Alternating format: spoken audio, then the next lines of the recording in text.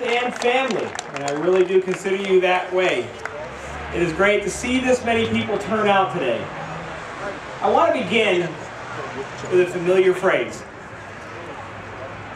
We hold these truths to be self-evident. Amen. That all men were created equal and endowed by their Creator with certain inalienable rights. That amongst them are life, liberty, and the pursuit of happiness. My question to start out. Do we still believe this? Hell yeah! Do we? Folks, this is, to me, the fundamental question. We come up here and we have our Tea Party rallies, and they're exciting events because we all turn out. And as I said on the radio earlier today, we have found each other. We are not alone anymore. We are together.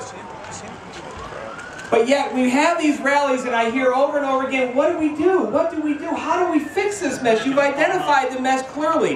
We're $106 trillion in debt. We know our children can't pay it. We know the politicians are acting irresponsibly up there. We know that there's legalized theft going on every April 15th. And by the way, as a side note on that, don't be so upset at the IRS for this. They're the enforcement agent. Be upset at your congressmen. Be upset at your senators who vote these bills in and give them the authority to get in your back pocket and take the money out. The IRS, well, I don't like them any more than you do. They're an enforcement agency. They have protected the congressmen, the senators, from being held responsible for the bills they vote over and over again that take our hard-earned dollars. Frederick Bastiat, a philosopher out of the 1800s, said that's legalized theft. That's legal plunder. By law, they can come in and take what you want. We know the problem. So how do we really fix this? How do we as a citizenry stand up and fix the mess we're in? And that's the fundamental question I want to talk about just for a few moments. The way we fix this, folks, is to get back to principle. The very thing I started out with. We hold these truths to be self-evident. Liberty is self-evident. We all deserve, crave, want liberty.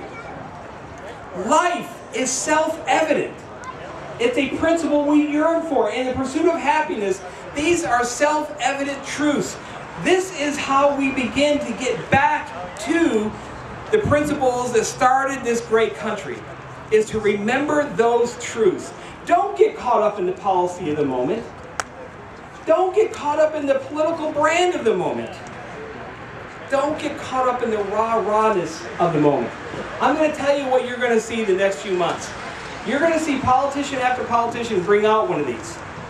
They're going to hold this Constitution up, and I've already had some of them approach me, and because of the wonderful opportunity Blaine has given me, and by the way, thank you, Blaine. I enjoy being on Blaine's show every day, and what a great show Blaine puts out every day. Isn't it great? Imagine where we'd be without Blaine on. But I've already had a number of them come up to me, and one of the first things they do is whip out their pocket Constitution and say, I've got one of these, I believe this. And then I start asking the tough questions. And the reality is they don't know the answers. Don't let this be a campaign gimmick. Know your Constitution. Be prepared to ask those who are running for office, whether it's commissioner, whether it's state senator, state delegate, whether it's United States senator, United States congressman, ask them the tough questions. But you have to know this to be able to ask them, because folks, if we don't get back to the principles of liberty, if you, the average citizens, aren't willing to confront the politicians that have gotten us into this mess, the bottom line is we don't fix this. And that's the sad part of this tale. The good part of the tale is that we're all getting together, we all know each other, we're all getting involved perhaps for the first time into politics. But the end result is that if we don't get back to principle and we try to fight over policies and vote for people based on what they're going to tell you they're going to do for you, we don't fix this problem. I hate having to say that, but I don't want to tell you something that isn't true. They have racked up a huge debt. We are in trouble. And it's going to take you, it's going to take me, it's going to take all of us really knowing this, being willing to ask the tough questions. So when I thought about what I was going to say this morning, I thought about doing a more energized speech that was going to get a lot of applause lines and clap lines, and I thought, well, no, I'm with family. I want to just come and tell you the truth. We are in a fight. We are in a big fight. I can't stress that enough. And those little kids that were here earlier, we're fighting for their future. Our tool has to be principle. It's not just taking over the House of Representatives or the United States Senate. It is reforming the federal government. And that can only happen if you and I know what the federal government was supposed to be. We hold these truths to be self-evident. That all men were created equal and endowed by their Creator, capital C, Creator, with certain unalienable rights. And amongst those are life, liberty, and the pursuit of happiness. That launched this country. Do we really believe those still? Are we willing to fight for them?